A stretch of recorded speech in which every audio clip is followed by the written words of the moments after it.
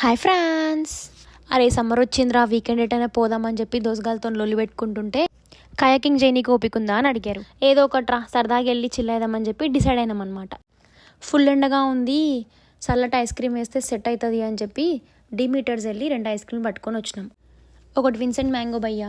ఇందులో mangoes, strawberries, bananas మంచిగా mix చేసి కొంచెం షుగర్ యాడ్ చేసినట్టున్నారు. అంత గొప్పగా ఏం లేదు. సెకండ్దేమో వైట్ చాక్లెట్ ఇంకేదో ఉంది, దాంట్లో కూడా స్ట్రాబెర్రీస్ వేసినారు. పెద్ద దానికి చాక్లెట్ పేరు ఉంది, అది గుర్తే లేదు నాకు. సరే ఆర్డర్ చేసాం కదా, ఇంకా తినక తప్పదు అని చెప్పి ఓపెన్ చేస్తే వావ్, మంచిగా వైట్ చాక్లెట్, దాని మీద కొన్ని స్ట్రాబెర్రీస్, వాఫెల్ అన్నీ పెట్టి మంచిగా ఇచ్చారనమాట. సరదాగా తినేసాం దాన్ని.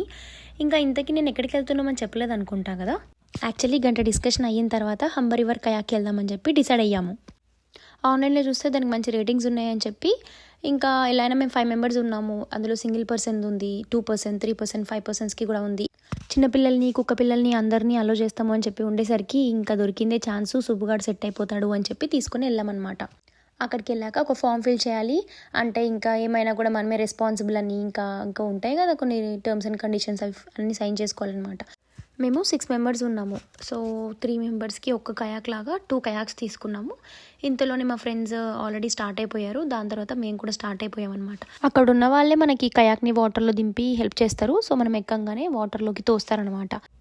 అదేందో భయ్యా, ఈ కెనడాలోనే ఇంతనా లేకపోతే మన దేశంలో ఇట్లనే ఉండేనా అని చెప్పి నాకు ఎప్పటికీ డౌట్. అసలు ఆ క్లౌడ్స్ ఉంటాయి, ఎంత బాగుంటాయో, ఎంత బ్యూటిఫుల్ ఉంటాయో అసలు. ఇంకా అలా ప్రశాంతంగా కయాక్ చేస్తూ ఆ వ్యూని ఎంజాయ్ చేస్తూ ముగ్గురం ఇంకా అలా తిప్పుతా వెళ్తుండే. ఇంకా మధ్యలో ఆ పొట్టిది అయితే తిప్పుతున్నట్టే యాక్ట్ చేస్తుంది, కానీ నేను తిప్పట్లేదు. యాక్చువల్లీ మనం స్లాట్స్ లాగా బుక్ చేసుకుంటాం అనమాట. మేము బుక్ చేసుకుంది 6 to 8 స్లాట్, ఈవినింగ్ టైం. సరదాగా చేసుకుంటూ వెళ్తే మనకు ఆ 2 hours పర్ఫెక్ట్గా సరిపోతుంది. 1 hour వెళ్ళనీకి అండ్ 1 hour రానీకి.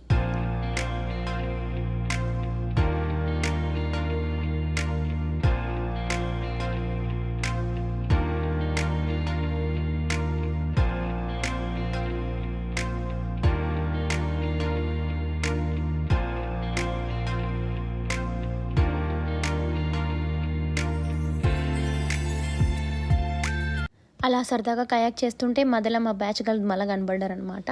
ఇంకా ఎంత సోకులు పడి చేస్తారంటే కయాక్, ఏదో టైంపాస్ చేయాలి కదా అని చెప్పి చేస్తూ అలా సరదాగా ముచ్చట్లు చెప్పుకుంటూ బయలుదేరాం. ఆల్రెడీ ఈవినింగ్ కాబట్టి ఇంకా అసలు వ్యూస్ చాలా బాగుండే. మధ్యలో మేము హంబర్ బ్రిడ్జ్ చూడనీకి నాకు తెలిసి మధ్యలో ఇంకో 3 bridges క్రాస్ చేసామనుకుంటా. సో బ్రిడ్జ్ స్టార్ట్ అయినప్పటికీ మనకి ఫ్లో కొంచెం ఎక్కువనే ఉండే అనమాట. అప్పటికి ఇంకా కొంచెం కష్టపడి వెళ్దాం, కానీ ఫైనల్లీ వ్యూస్ మాత్రం వర్త్ వర్మ వర్త్.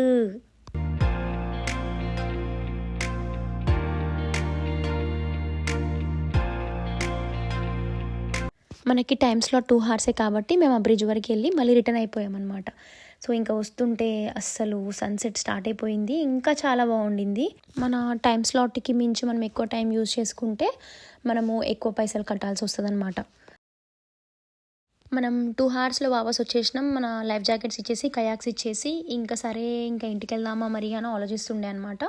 ఇంతలో ఇంకా ఎలా అయినా నైట్ డిన్నర్ టైం కూడా అయినట్టుంది, సరదాగా ఏమైనా తినే స్టార్ట్ అయిదామని చెప్పి డిస్కస్ చేస్తున్నాం ఇక్కడ. మా ఫ్రెండ్స్ వాపస్ వెళ్ళిపోయారు వాళ్ళ ఇంటికి. ఇంకా మేము ఆపుకోలేక సరే పిజ్జా అయినా తిందామని చెప్పి పిజ్జా హట్కి వెళ్ళి పిజ్జా ఆర్డర్ చేసుకున్నాం అనమాట. ఇంకా సరే ఇంకా ఎందుకు ఇక్కడే కూర్చొని తినడం, కార్లో తినేద్దాంలే అని చెప్పి వాపస్ కార్ దగ్గరికి వెళ్తున్నాము.